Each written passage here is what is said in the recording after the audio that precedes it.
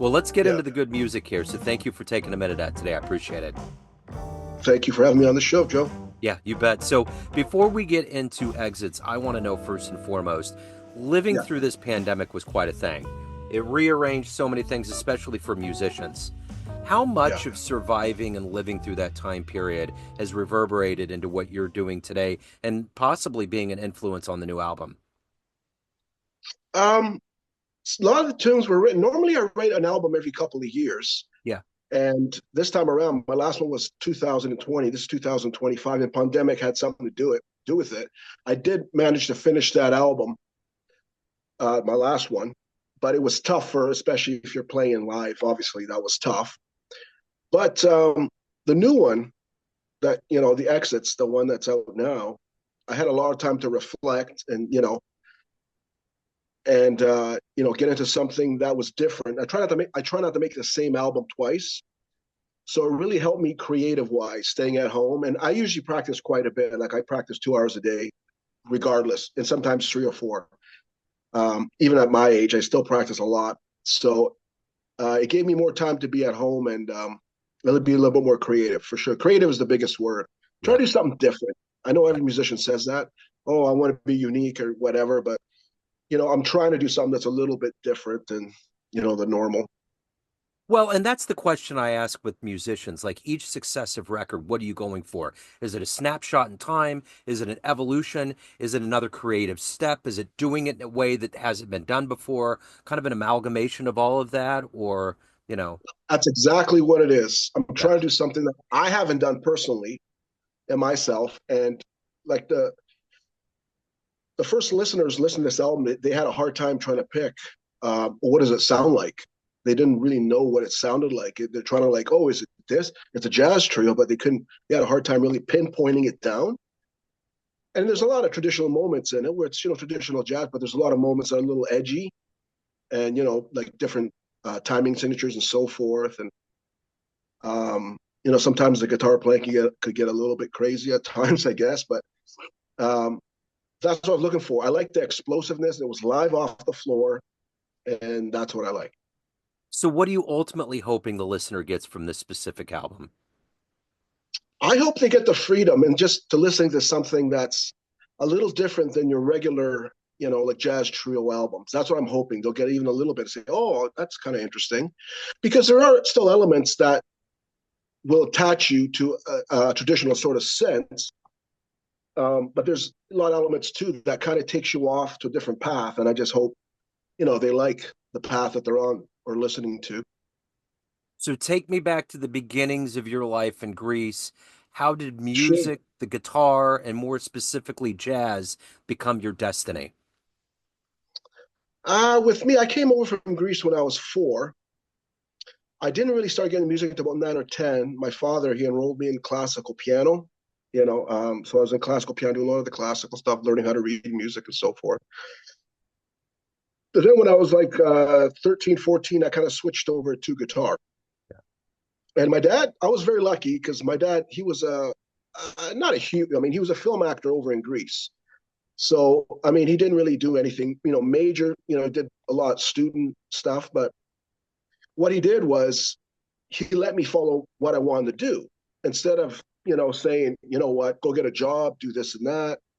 He let me practice as much as I want when I was younger. And that really helped, like at a young age, grasping jazz elements or whatever elements you're listening to. If you can get it down when you're younger, it makes it a little bit easier as you get older.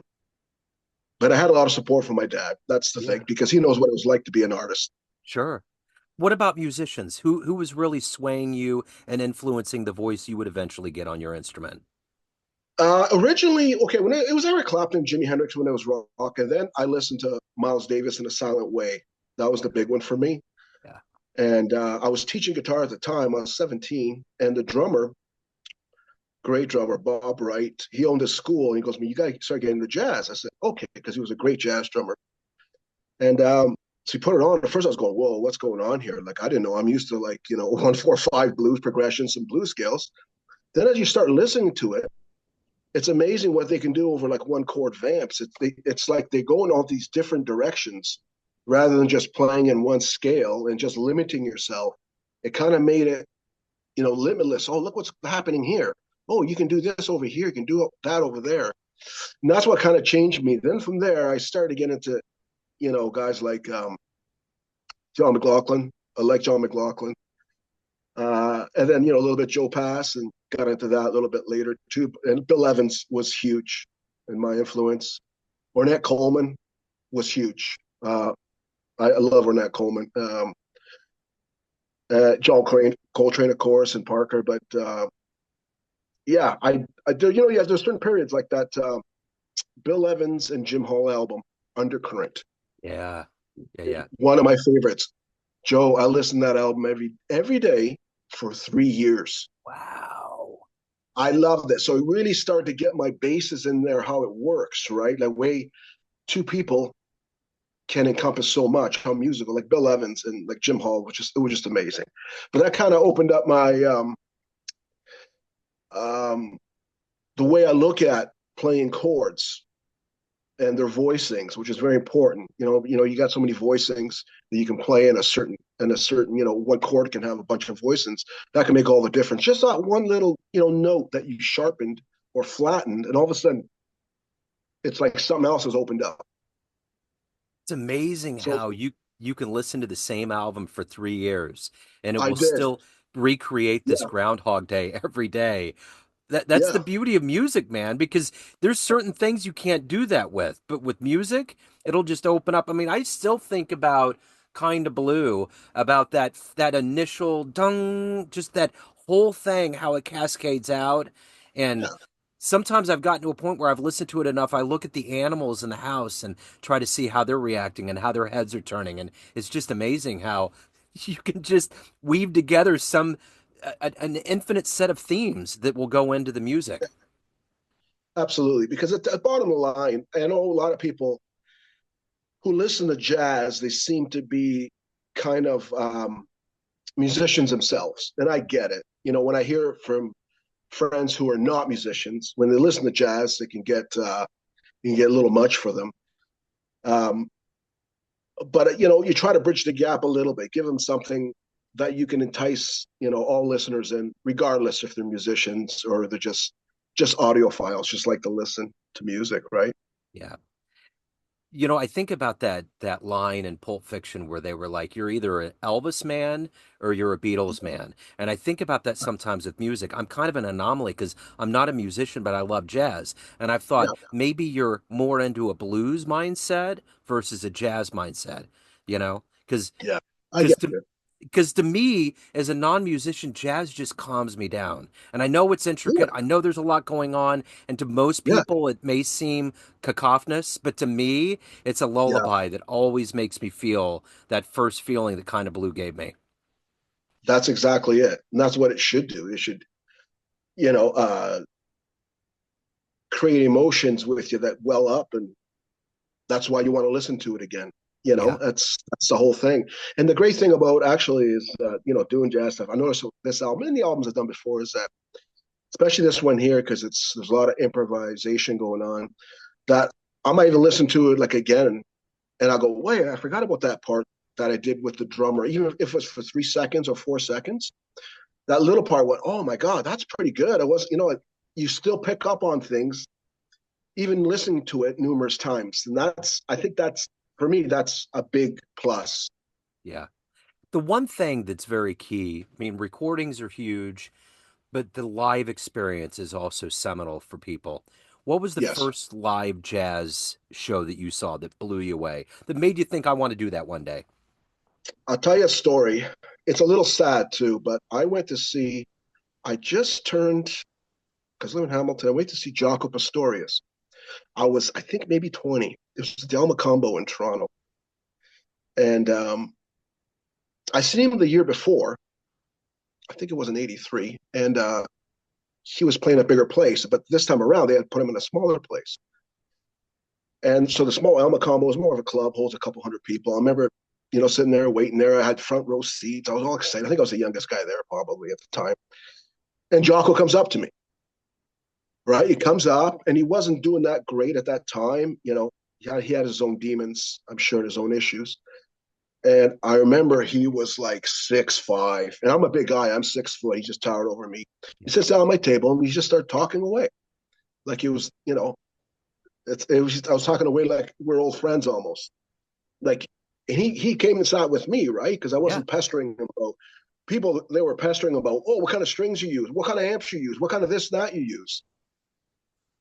Well, we're talking about just, you know, daily life things. Hey, how's Yeah. it going? Yeah. Yeah. How you like Toronto? Things like that. Sure. Then he shows me a picture of his twins, which was a Polaroid that make it onto one of his albums, which was Twins. I think he had an album called Twins with his two twins on it. I remember that. I remember Mike Stern was there too, and Mike Stern wasn't. I love Mike Stern's playing, and he's hilarious. He's great, Yeah. but he wasn't. He probably would have told you the same thing. That's when he was actually like he was kind of a lot of drug issue at that time. Yeah. And I remember I got to see.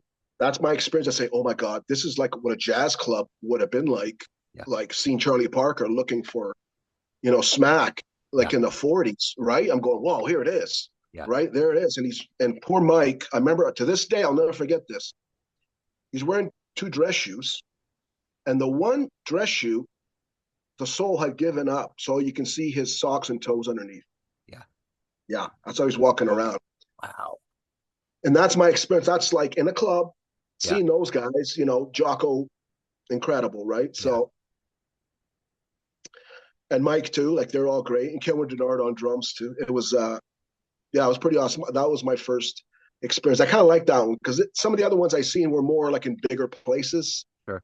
like seeing somebody like at Massey Hall or like a big blue or a jazz festival where there's like 3, 4, 5,000 people there. Yeah. The Jocko show was intimate. Yeah. Let me tell you, Yeah. like I was like, here I'm talking to you, 5 feet away. He was on stage there. Yeah. He was right there. That's It wild, was just, man. it was amazing. And the fact that we just talked and it was great. It was like a real jazz experience. That's the best thing I can think that what would have been like maybe thrown back to the 40s. Yeah. That's the way it would have been back then, right? Playing Yeah. those little tight little clubs. Totally. Well, I think about Massey Hall and that stellar show with Bird and all those cats. And Absolutely. someone told me at one point that the attendance to that show was low because there was a big boxing match going on that night. I never knew That's that. right. It's Yeah. wild because that's the quintessential show. I mean, if you could literally be transported to a place that would absolutely blow your mind, that show Yeah. would be it. Absolutely. And I remember because it was Mingus on bass, if I'm mistaken. He actually Yes. he recorded it. Uh-huh. He Yeah. had something to do with the recording of that too, right? My Yeah. friend has that album at home. Yeah, that's a great one. Yeah, that's crazy. Absolutely. That's what it is. It's the experience, right? That's Yeah. why I like when you got to see these guys who were pretty well famous, but in a tight little, smoky little Yeah. club, Yeah. Yeah, and yeah. you got to see the real side of them too, right? Yeah. And Uh, that's what it was. So it's jazz, not just like, oh, an art form playing, but there's another lifestyle there too. yeah, there There's the actual certainly is. lifestyle. Yeah, Yeah. I'm a huge vibes guy, and I saw Warren Wolf recently. He came through town, and man, he yeah. tore it up. Like there's Oh just yeah, something about seeing that in front of you because it's like with Jocko. We all know about his technical vernacular, unbelievable, impeccable, one of the best that ever picked that instrument up. But I would absolutely. imagine seeing that and seeing him Yeah, sway and the sweat and the yeah, interplay with instruments that would be yeah, crazy. yeah, absolutely. And just the fact that he's talking to you as a human being, like like he was one of my buddies. Totally. Just sit and talk for a while, 5, 10 minutes, Yeah. and then people, they're coming. Oh, he had autographs. Can I get this and that? And he was pretty funny too because what he did before this is before he actually went on the play. He opened up the gig with him doing like a 10-minute stand-up comedy routine. I kid you Oh, not. that's awesome. Yeah, That's pretty that's what he cool. did.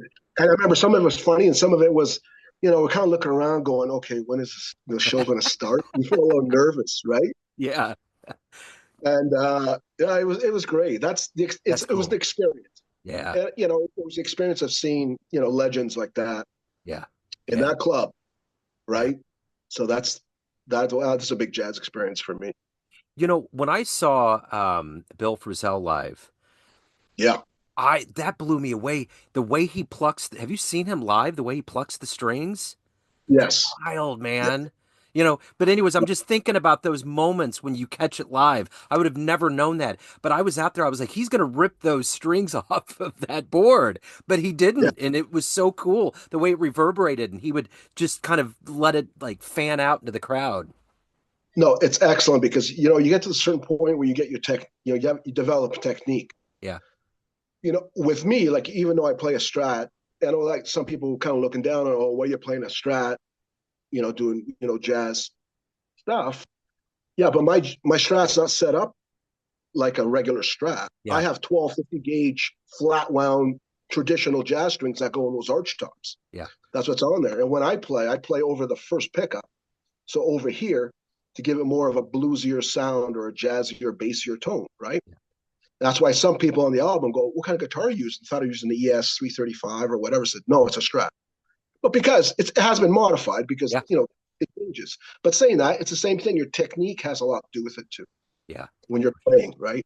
And when yeah. you play, you're hoping when you've been playing for so many years that it kind of develops something that's your own. That's what Absolutely. you always hope for, right? That's Yeah. the biggest one. That's it. So speaking of playing for all these years, what is it Yeah. after all of this time that gets you up every day, that motivates you? What do you love the best about being a professional musician? Because I'm a constant student, Joe. I always want to get better. Yeah. And I've taught for years, on and off teaching. I always want to get better. Like I gotta find something that's get better. And not like, oh, can I even play faster? It's not even that. It's how can I, in your mind, how can I make these chords more creative? Yeah.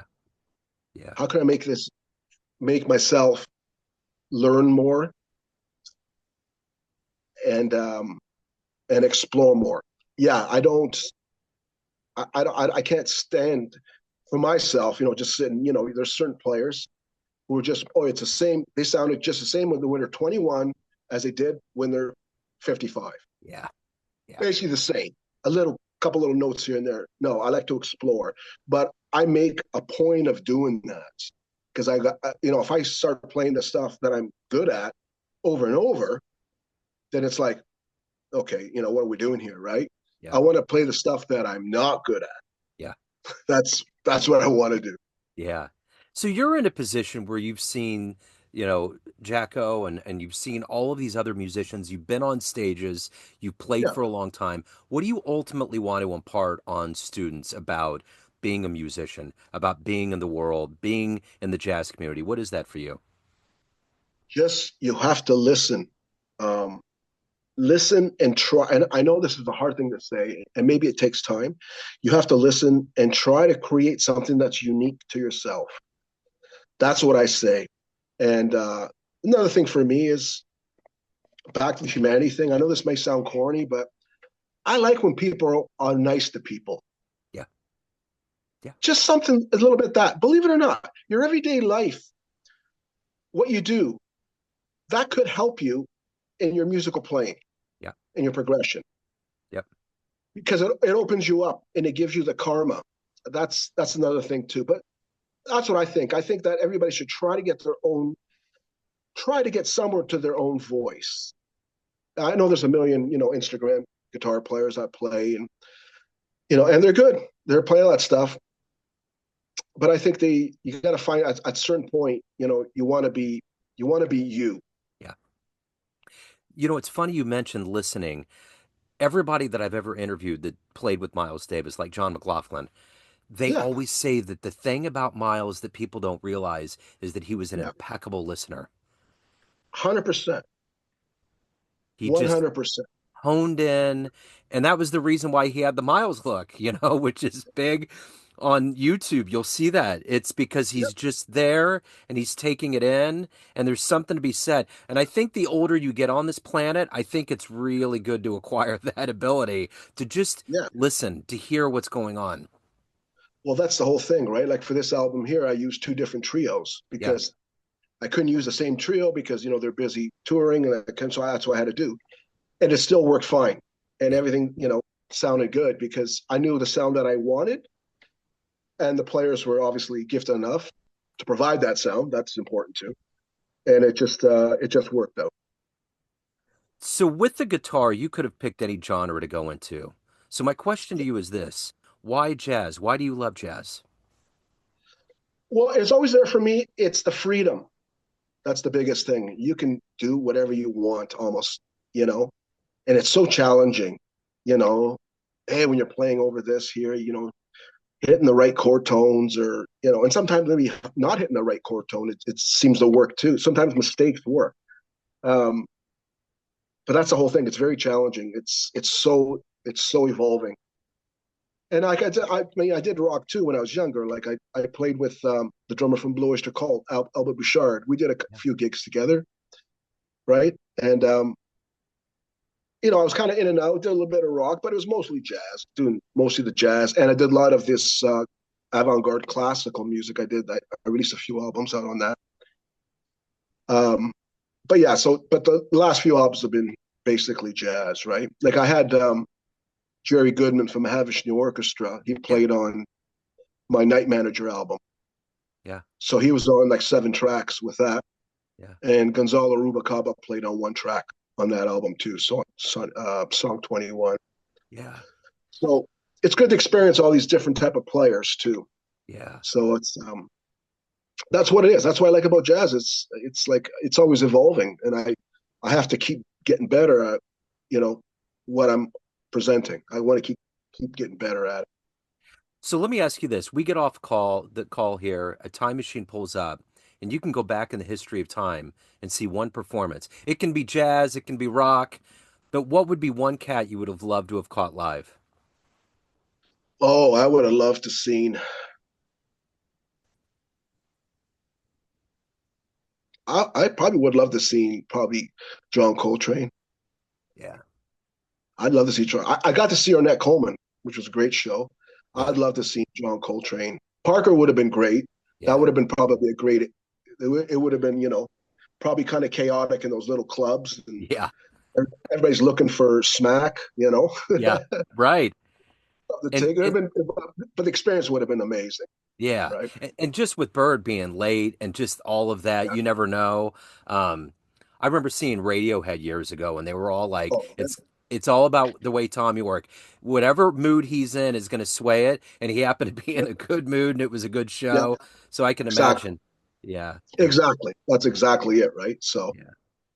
yeah, You just never know. So let me ask you this. At the end of the day, everyone has a perception of you. Family, friends, fans, students, but you run the show. What's your yeah. perception of you? Who do you think you are? I'm just I'm a musician, just trying to just trying to make it like everybody else, I guess. You know what I mean? I have to come up with original songs I can put into albums. I'm lucky enough that I've about be able to put out a few albums, because that's the bottom line to me. I like to write songs and eventually, to get published and to get released. That's important too.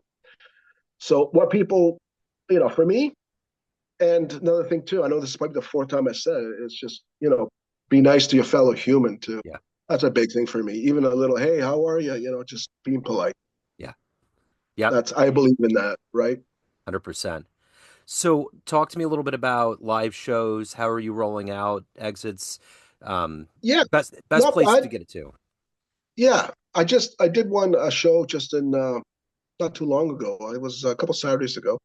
Oh well, yeah, 2 Saturdays ago. Then I got one coming up in April here in Hamilton, which is pretty good. And then I should get a bunch of shows probably in the Toronto area. I'm hoping. Probably within the next couple of months, I'll find out more dates. But people seem to like it. Yeah. Yeah, I think people seem to like it. Um, I always like picking up at least one fan Yeah. when I play a gig. Somebody will come right up to me, and you can tell, say, "Man, wow, this is a little different." Yeah. Okay, great. And I have, here's because it's on hard copy CD. So here, take a free CD, Yeah. right? But I always like gaining that one little fan, two fans maybe, which they're fans because they're coming up to you and asking you a ton of questions. Yeah. That's what makes me, I feel good, because when you play that show, you go home that day, you're in your car driving home from the gig, you go, yeah, that was pretty nice. Yeah, that couple came up to me, or that person came up to me and asked me questions, and that makes me feel good. Gaining one fan at a time. Yeah, absolutely, absolutely. So, where's the best place to get the album? Is it Bandcamp, or where should they pick it up? Ah, it's everywhere. It's global. You Okay, can get it iTunes, Bandcamp. It's worldwide distribution, okay. so you can get it anywhere too. Yeah, sometimes I like to steer people to Bandcamp because that benefits the artist the Sure. most, that kind of a Yeah. thing. So, Yeah. man, this has been wonderful. Thank you. Thank you so much for taking a minute out to talk about the music. It's been illuminating. I appreciate it, man. Thanks, Joe. Thanks for having me, and have yourself a great day. Yeah, you do the same.